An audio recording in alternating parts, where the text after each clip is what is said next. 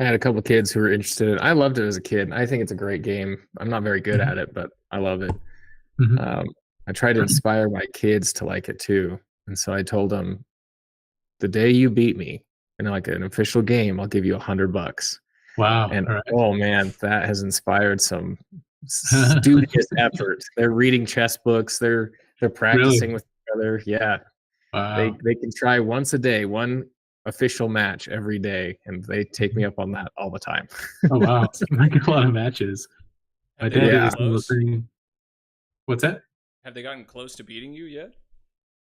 Oh, there. So Sam, my third born, he uh he didn't realize it, but he was one move away from checkmating me once. Wow. I just slipped up and I totally missed it, but he also missed it. So I was down $100. But outside of that, they haven't gotten too close yet. Okay. What were you saying, David? Oh, it sounds like Hayden. I don't want to interrupt if you Yeah, said okay, like final, like we are live. So, hey, Hey, look at that. we did there it. you go. It took a little bit of troubleshooting, but we figured it out, Well done. and things are going. So, there's probably going to be some issues with this video because it's our first time going live. Just keep that in mind. Uh, but uh, but yeah, we wanted to do a little bit of a follow up from our last video, which was the Elders Quorum being the forgotten organization. That one got a lot of buzz, and we wanted to just hop on here and talk about some of the comments that we got that I thought were pretty interesting, as well as some of the potential solutions that we might have as to what we can do to not forget the Elders Quorum in our stakes and wards. Awesome. Yeah, thanks for joining us, sort of, Laban. Yeah, Yeah, thanks. it's great to be here. Good to be here. Thanks, guys. Okay, so real quick. All right, hold on. I'm getting some kind of an error about the streaming. YouTube is not Nice. receiving enough video to maintain smooth streaming. Okay. Ooh. Okay. Two shakes. Let me see if I can get that figured out. But we've got two concurrent viewers on it, so that's probably you and Tanner. Yeah, Yep. it's working for me. I've got Yeah. a pause currently Everything's because I fine? don't know. Okay. Yeah, it seems to be fine. Great. Awesome. We'll move ahead then. Yep. So, I can only see two of us, but I think that will switch out when we talk. I'm not sure. sure. Yeah, I think so. I see it switch. Okay. Awesome. Okay, yeah. So let's dive right in. So some of the comments that I wanted to point out, uh let me know if you had any, Tanner, that you were able to see, or David, that you had. I'll start with a handful of them. When we start asking the question like what's going on in the Elders Quorum, these are some of the comments that kind of stuck out to me. This one is from Aaron Morgan 1004. It says, like you mentioned, there are a lot of factors that contribute to lack of engagement among men in the Elders Quorum, both in class and activities. The term you used, tired dad, is, hold on, my mouse just freaked out.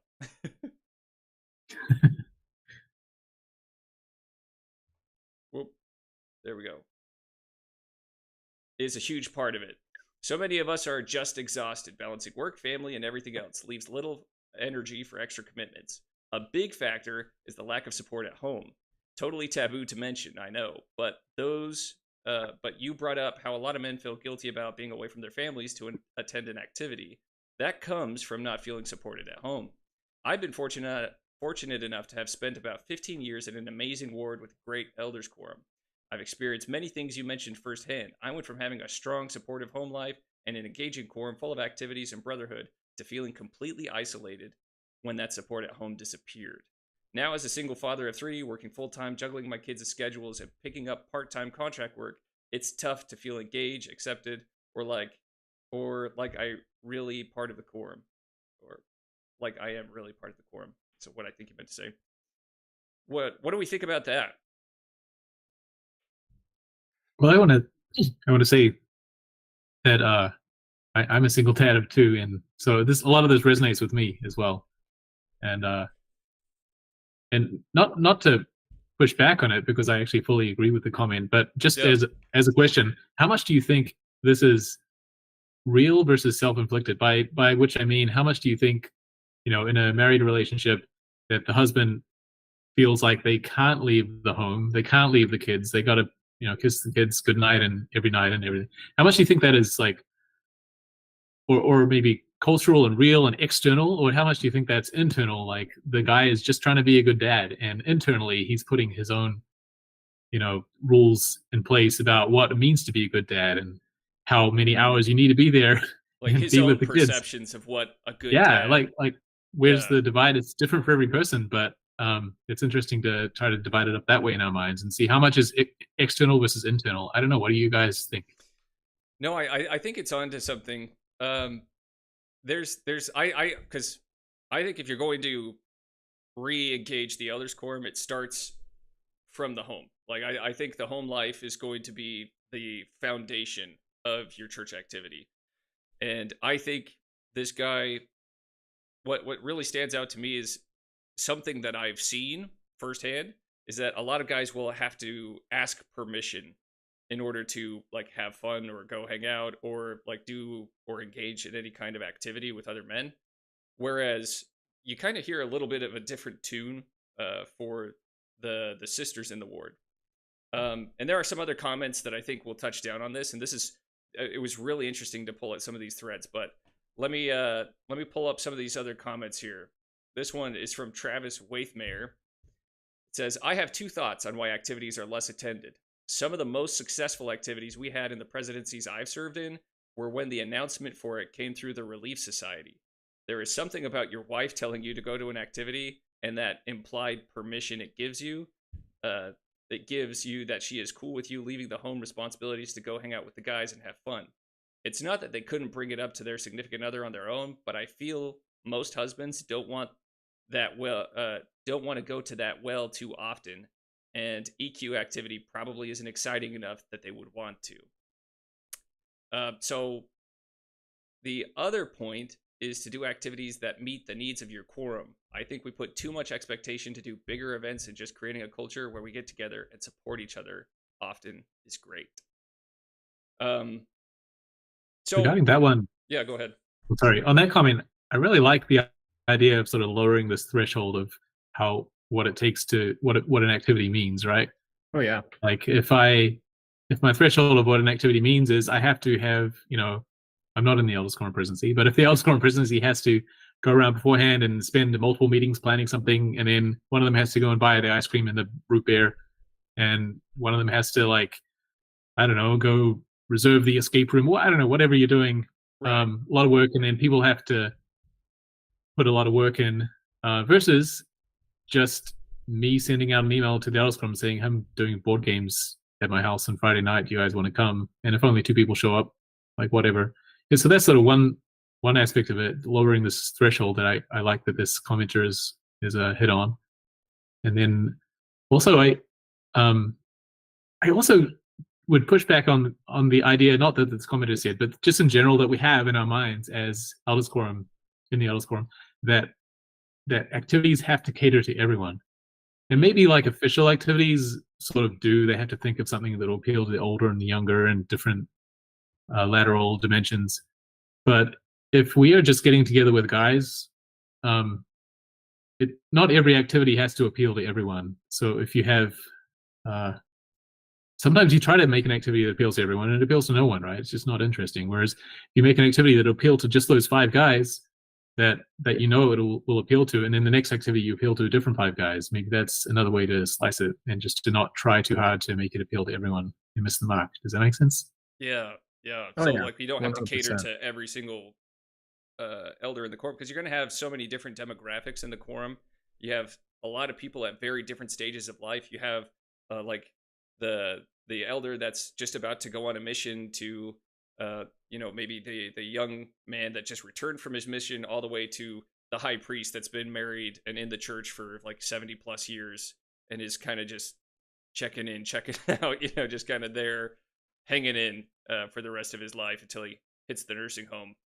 But I like the point that he brought up how a lot of times in Relief Society there are a lot of messages being brought out about like, hey, elders, let's make sure you're staying at home to support your wives, and as well as the word that he used, like this implied the implied permission, when he was just like, you know what, if you're having an Elders Quorum activity and it comes from the Relief Society, so the Relief Society presence, he's announcing and saying like, hey, we've got an Elders Quorum activity coming up, then there isn't this idea of having to cash in brownie points in order to have this activity or go hang out with the members from your quorum.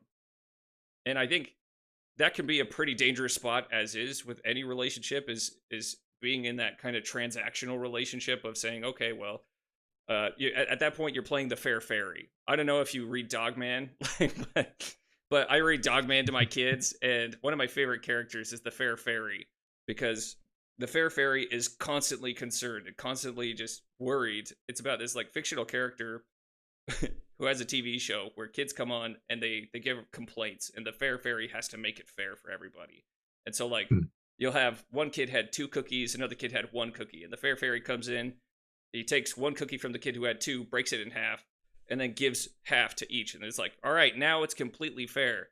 But then the kid who had 2 said, well, it's not fair because she had ice cream yesterday and I didn't. And then she goes and gets ice cream.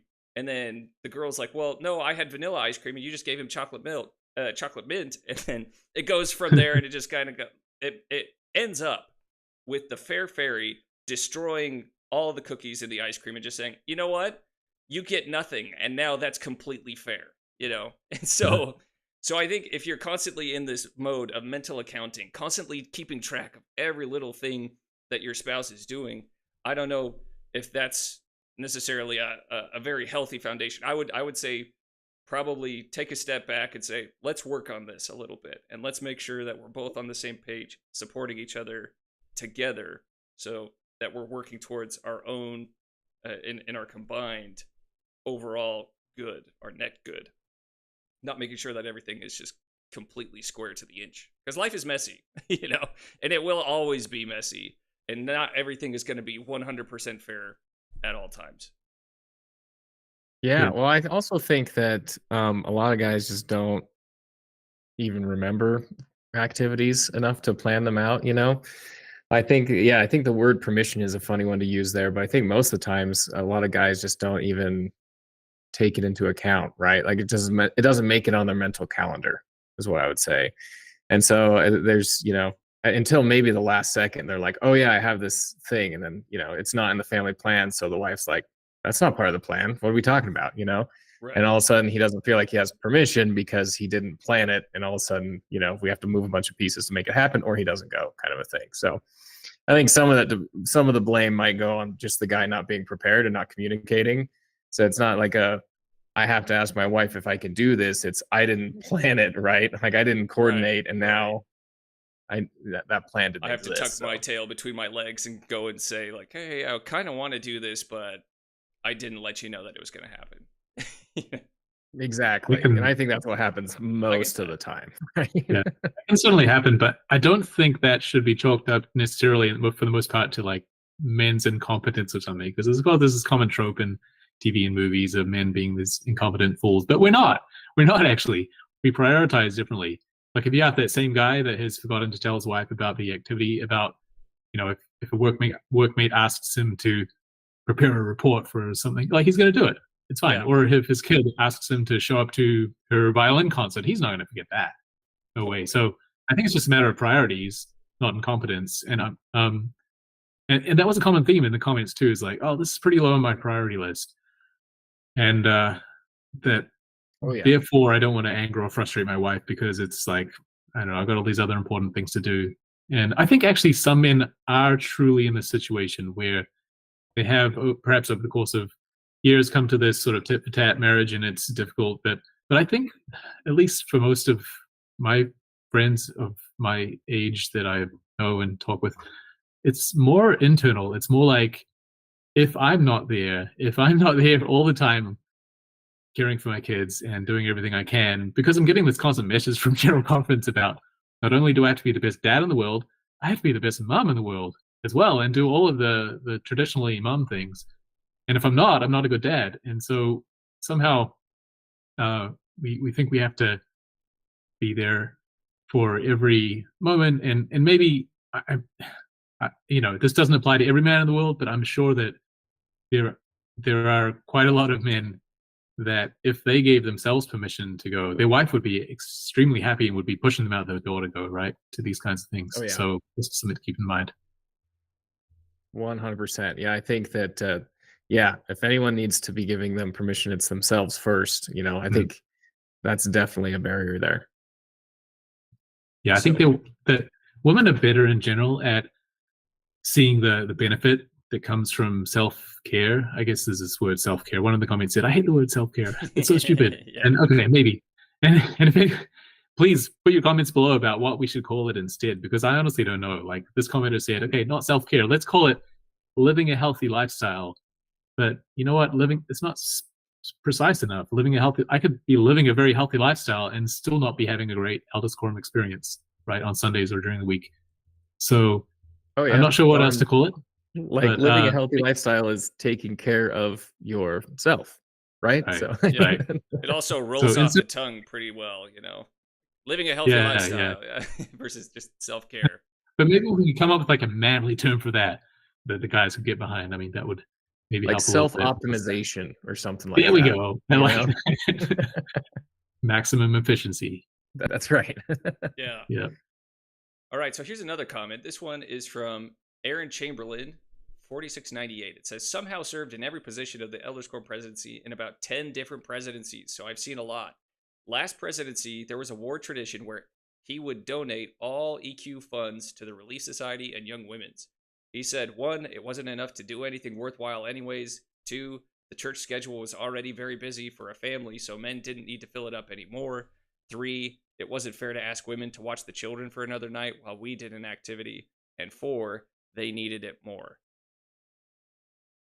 This is simultaneously sad and fully believable that this actually happened. I fully buy this.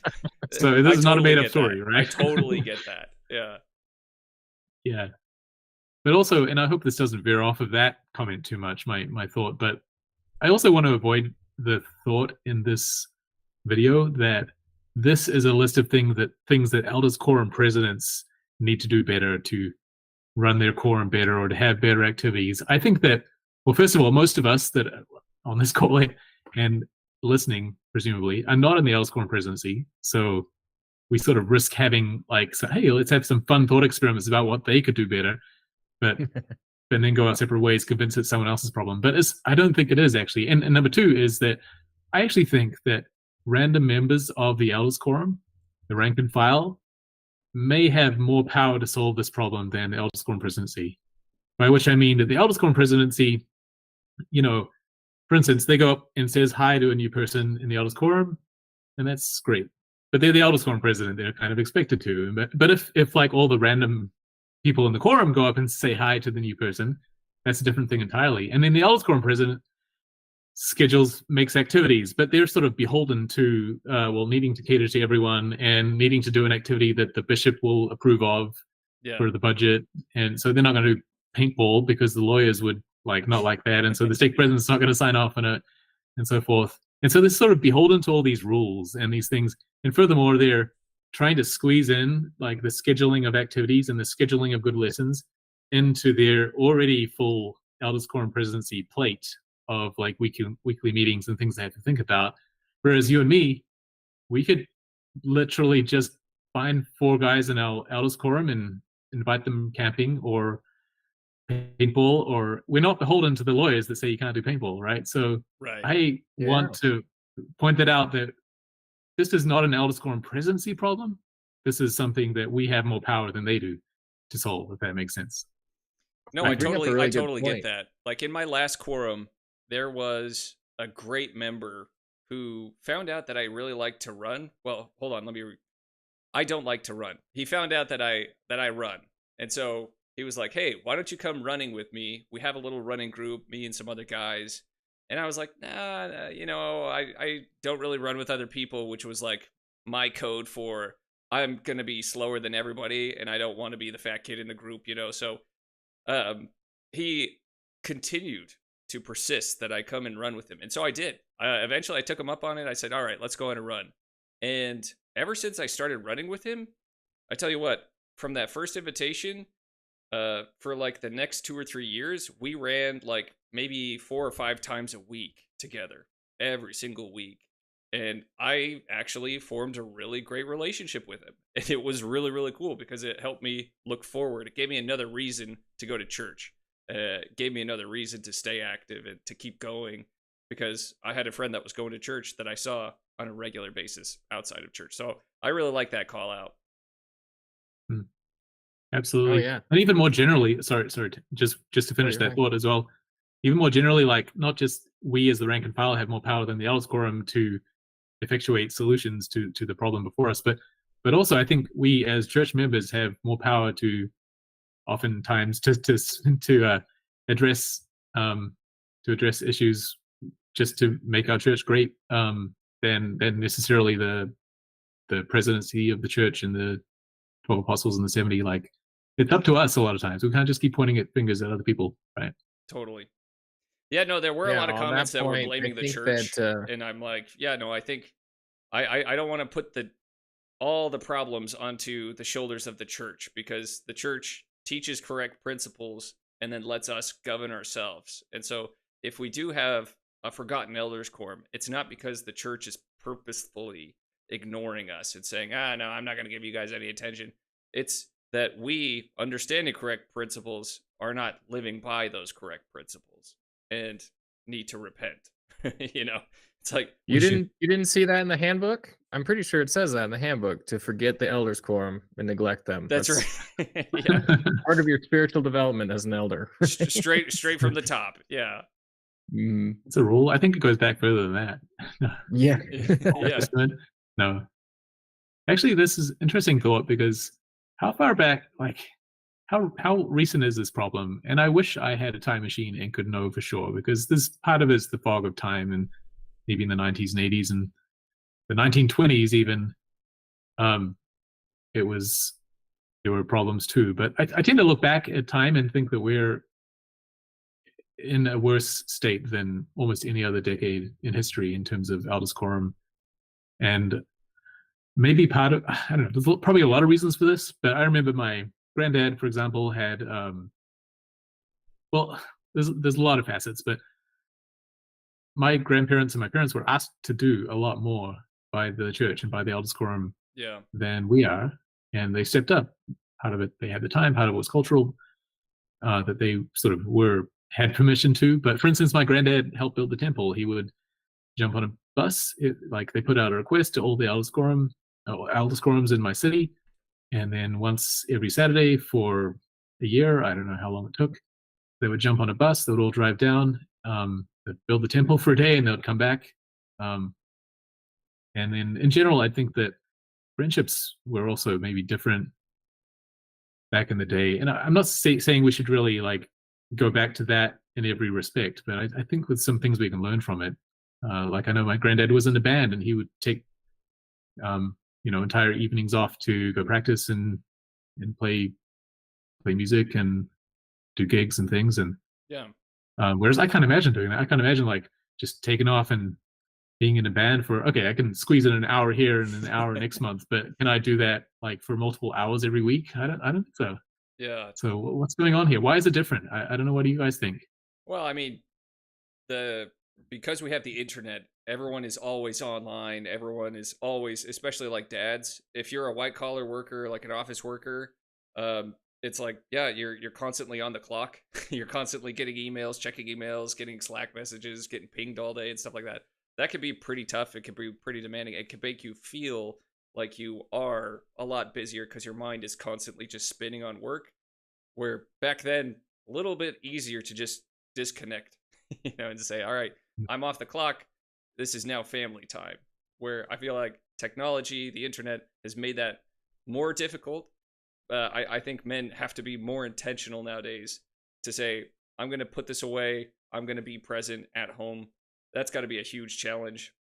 I know in President Nelson's biography, I know that's one of the things that his family always said was like that he was present when he was home. He was home, but he wasn't home that much. I mean, he was constantly in and out of surgeries and like inventing like a heart lung machine or something like that, and doing some really really cool things. But even despite all of that, he made sure that when he crossed the threshold of his house, he was dad and he was home, which I think is a really really cool, powerful takeaway. Really tough to achieve too in the age of technology, but it comes with a lot of intentional work. Tanner, you said were you going to say something?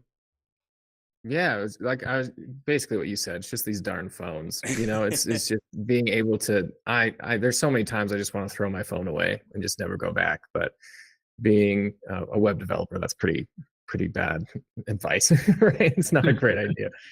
But I think that it's the connection that the internet brings as a double-edged sword. Like it really just it can be super effective and efficient, but you are connected all the time, and you're hyper optimizing your schedule all the time to your needs and your family's needs. And let's face it, like most men nowadays have more than one job, or like they have their job and they have like a side hustle or a side gig because things are kind of tough right now. So that also takes up a lot of time.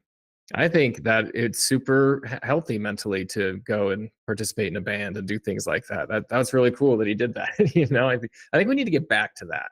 I think we need to go back in time like 30 years technology wise and just kind of chill there. That's what I think. We went too far. There's a great book out there called what is it called? Indistractable. Highly recommended. I think that should be recommended reading for all dads, all members of the church, all men in the Elders Quorum, because it teaches you how to, they call it hacking your phone, but basically the whole premise is that your phone was specifically designed to get your attention, and every app that you download onto your phone and even on your computer, everything that's designed is designed to be addictive. It's designed to like, and they've got like hundreds, thousands of scientists that are researching and tweaking small little things that are like, okay, this is going to make this that much more engaging and connecting. And so what he teaches people how to do in a very cool, easy way to follow and understand is that how to disable your notifications, basically how to set up big time blocks throughout the day where no notifications get through to you, and it all happens on like an automatic schedule, which is really great. So I've done that. I've got like this great do not disturb schedule set on my computer, on my phone, so that from work hours I pretty much don't get any big distractions that come through. And when I've got my home hours that like, no social media stuff is allowed to get through my phone or anything like that. It's all just when I choose to engage with it, I'll engage with it, but it doesn't pull me away from anything. Which is really super cool. That sounds a lot easier than what I was going to do. I was going to wrap my whole house in aluminum foil. Time to break out the lead hat on the again. That's right. Yeah. But also, this band was one example. But another example is my dad. He had a boat when I was growing up. He still has a boat, and he would have it for the purpose of taking people out, whether it be the people he was ministering to or random people, and just going fishing. It was more for them than him. And I live relatively close to the ocean. In theory, I could have a boat and I could take people out, but gosh, that just sounds like overwhelming to me. There's so many more things I could be doing with my time than like connecting with people. And when I say the statement, it sounds ridiculous, but it's but there is something that we need to do more about, like valuing the connection, which I think women do very well, and I think men, we could recover if we seek to like value that connection between men more than we do today, and like we used to mere decades ago, right? Wasn't that long ago that I think we did. Here's another comment from the video. It says, do you guys ever get the announcement, hey guys, make sure you're available to watch the kids so your wife can go to a Relief Society activity? I know it isn't intended as a slight, but I always feel like the church leaders are saying, and let's qualify this as local church leaders, are saying, you guys are spending too much time away from the family. I think that is why guys don't go to activities, and most activities become date/family activities. It's true that they do. Yeah, they do, definitely. And I also think that even when it is a family activity, like it's at the church, is barbecue, whatever, the kids play, the women have a wonderful time, and the men kind of have a good time. So even when it's a family activity, it's still not quite as high quality as women's activity. But I also, I definitely think that there that the messaging may be a little bit different, or maybe received differently for a Relief Society activity versus an Elders Quorum activity. Yeah. Like, I guess it would be interesting to flip that question. Like, have you ever been in an Elders Quorum meeting where you have like, or like, have you ever been in a Relief Society meeting, or had your wife in a meeting where the Elders Quorum president comes in and says like, hey, women, make sure that on this Thursday you let the husband go out, make sure you stay home with the kids and let your husband go out and do this activity and be supportive and give him a break. I don't think I've like, I even feel awesome. terrible saying that. Like, like, I'm just like, I'm a little scared to say that. I might get like burned at the stake or something like that for suggesting something as heinous as that. But no, I think you might be onto something there. I do feel like there's almost this cultural mindset of like, if men are out of the house, they are on break. And so they need to be in the house because the wife is in the house all day. And so she is working hard, and she is. So you need to make sure that when you get home, you're giving her that time so that she can take care of herself.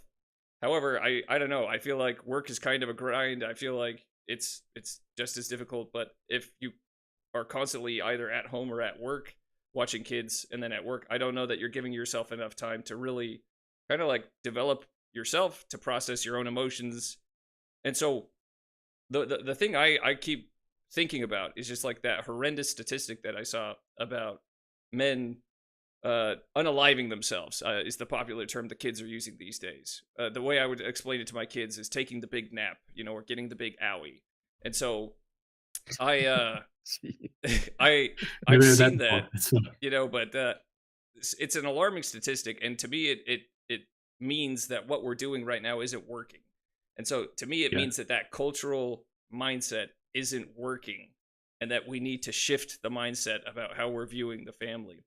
And I think it comes from the difference between a church doctrine and a cultural doctrine. So I think there's a cultural doctrine out there.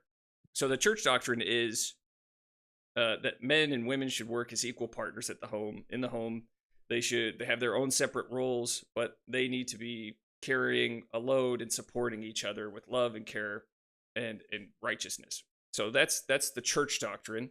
Now the cultural doctrine, and this is something that I heard all the time when I first got married.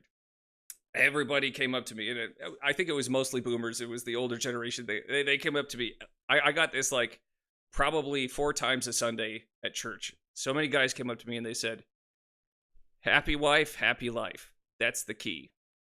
And I don't know, that didn't necessarily sit right with me as a young man. And as I've thought about it over the years and I've seen what's happened, I think that explains the attitude that I'm seeing here, where these guys are saying, I have to ask for permission. I feel guilty if I leave the house. I don't want to abandon my wife to the kids because that would not make her happy, And so they almost sacrifice their own happiness and their own well-being because they apply that cultural doctrine of happy wife, happy life, and it ends up backfiring on them in a major way.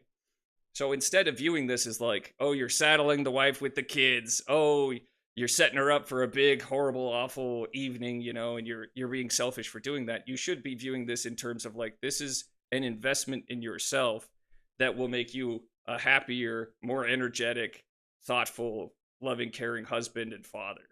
And so that dad will be alive, awake, and actually actively engaged with the family instead of just kind of numbing out, checking out, and saying, getting bitter inside, but not knowing how to express that, because as long as the wife is happy, your life is happy.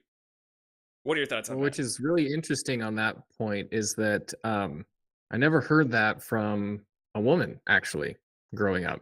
It was men that always told me that. It was. Yeah. Right? So it's a potentially damaging idea that was perpetrated from men to younger men, which was really interesting, because what it really should be is like, healthy communication, right? That's all you need, right? Yeah. Just like, so that's very interesting that was passed down exclusively on the masculine side of from generation to generation. I never really thought about that before. So Through the Mist from the comments says it's actually happy spouse, happy house. So I love there you that. go. Yeah. That's better. Low equalized there. That's funny. Totally get that. Yeah. So let's get some takeaways here. So like some takeaways, some potential solutions. If we're going to shift the culture at the ward level, what do you think that would take? And let me give you an example, okay? Let me give you a story. So in my last ward, we had Mother's Day, and the ward rallied like crazy. Okay, the ward they got together. They're like, let's get Great Harvest to cater this big kind of second hour meet and greet. So this big social. So they got a big bakery. They got a big spread of a ton of baked goods. The elders set up the tables into the chairs, and then took over all of the teaching positions in the ward for the women, so that all of the sisters in the ward could get together, mingle, and have a great time for the second hour. And I thought it was great. The ward really rallied. I thought it was super awesome to see that. Now, Father's Day came around, and I got to church, and there was nothing. There was absolutely nothing. There was no primary song. There was no talks about like fatherhood. There was not even like a happy Father's Day given from anyone. And I was in leadership at this time. I was just like, guys, what happened? How did we drop the ball so hard on this one? Like, what happened? You know? And I think, to me, I was just like, I think that illustrates the difference culturally that wards have between showing appreciation and respect for men and women in the church. I think I think wards typically will be very, very supportive of women and their well-being, and making sure that they're having a great time. And I think you don't see that as much for men. And I think it primarily comes from men. I don't think women are behind this saying like, let's not cater to men. No, I think it's men saying, we don't need that. We're fine. We're okay. But no, I do think that we should be spending a time and attention focusing on the fathers, because the children follow the fathers in matters of faith. That's a quick point to that. It's a really interesting self-destructing patriarchy we have there. That's that's right. That's not working out. We're not doing it right. But question for you on that: how many complaints did you get from fathers that Father's Day wasn't celebrated? Did you get any actual like blowback from that? We didn't hear from any of the men, which was a little bit. Yeah. I was like, oh, wait. That's interesting. To this day, the Elders Quorum presidency in that ward. So me and two other guys, we every single Father's Day we send out a little text that says Happy Father's Day. That says, like, just in case nobody else says it, Happy Father's Day, you guys. So no, I do think I don't think any of the other men in the ward were even batted an eye. I think they were just like, yeah, whatever, which is really interesting. I don't know that you'd get the same reaction from the Relief Society on Mother's Day from that. True. Yeah. So I guess part of it's like what we talked about earlier in the call of kind of individually stepping up and doing and improving our own lot in life, but also part of it's just emulating the women, shall I say? In some ways, not always. We're not trying to become women. We're not trying to become the Relief Society. That's right. But they have a few good things, really good things, and we need to take notes on those and emulate some of them. So this is a great example here. Yeah, I think if we're going to shift at a ward level, like culturally, if we're going to shift that cultural mindset of like men don't need this, I would say maybe a ward council could get together and plan out like a fifth Sunday that maybe walks through some of those statistics about how children will follow fathers in faith and how fathers are suffering from loneliness right now. I think is a nice way to put that. So that might be productive, so that people, because I don't think a lot of people know that right now, and so it might open their eyes to say like, hey, maybe maybe there's some things happening that we don't know about. Maybe we should pay attention and change some things in the ward.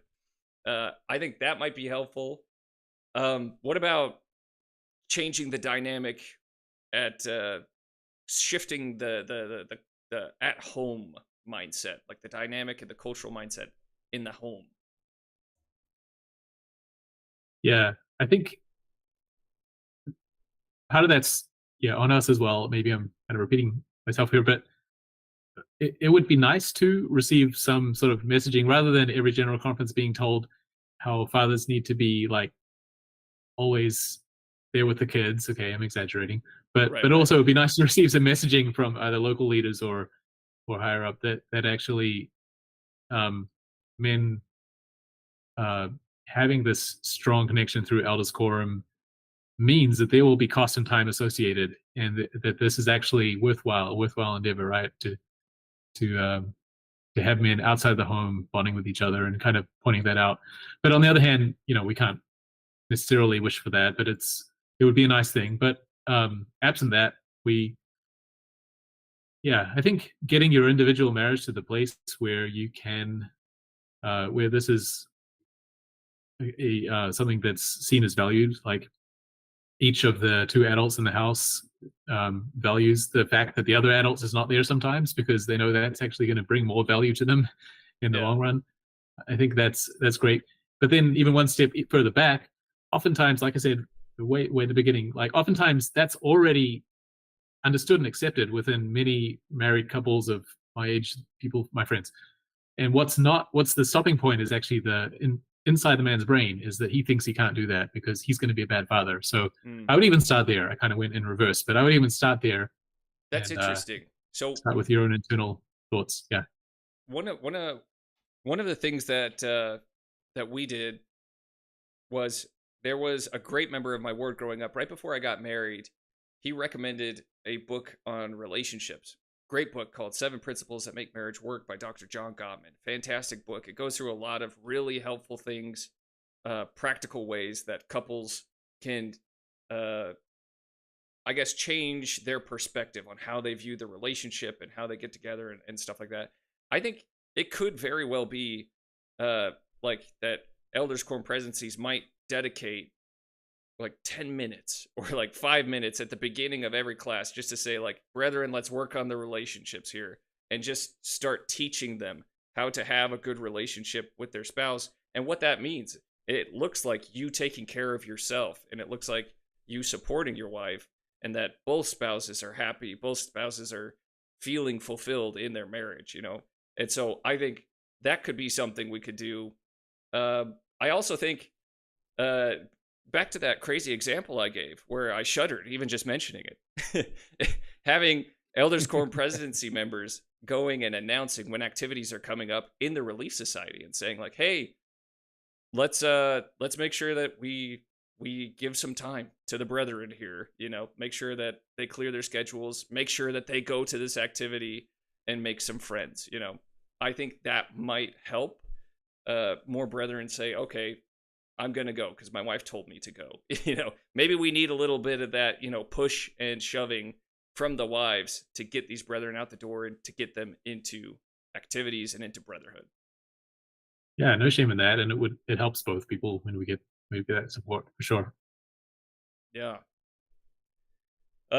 So those are some of my ideas. A lot of stuff going in the chat. Let me see. From Nursery Leaders Unite. Thanks for joining us. I've sadly seen men punished by their wives for going out with the boys. Messaging coming from the Relief Society about how important it is would be huge. Totally agreed. Oh yeah.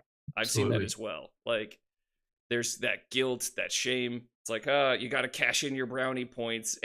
There's this hilarious comedian I listened to a long time ago who was just like, you know what?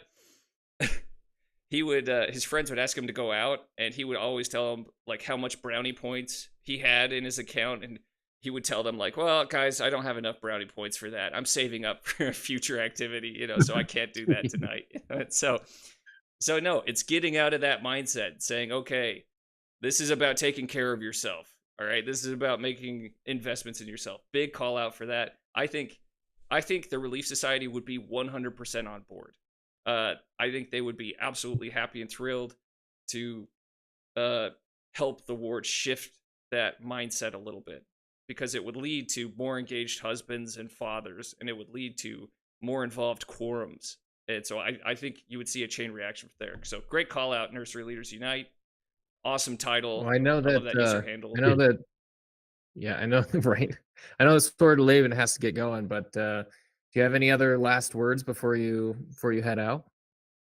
I don't. Speaking of supporting the family, yeah, I'm going to a concert. My kid's playing the violin, so yeah, looking forward to that. So I really think like if we took more time for ourselves, our kids would benefit as well. Because this has been a really great talk. Learned a lot of things and had a lot of great thoughts that I'm going to try to implement more as well, because I really think it's not just something that we can just leave this live stream in and say, well, it's somebody else's problem, because I'm not the Elders Quorum president. So I'm going to put some thought into that. Totally. That's awesome. And there are some other great ideas. We're going to try and get one of these commenters on, because he was an Elders Quorum president who is doing some pretty crazy things. I don't want to give away too much. I guess if you go through the comments, you'll be able to see it. But I don't think this is the last we'll talk about the Elders Quorum. I think we're going to keep hitting on that a little bit more in the future. So absolutely appreciate you coming out. Thank you for taking time. This is Absolutely. David Hutchinson from @Sword of Laban. Be sure to check out his channel and subscribe. Yeah, thanks for having me on, guys. Absolutely. It's been fun. Catch you later. Okay. All right. And I am like 15 minutes late to a church meeting myself. So, or as we, I think I'm actually on time according to cultural standards. So, you'll be the first one there. Yeah. Until next week, I'm Hayden Holm. This is Tanner and David Hutchinson. We are Salty Saints and Sword of Laban. We'll see you next time. Bye.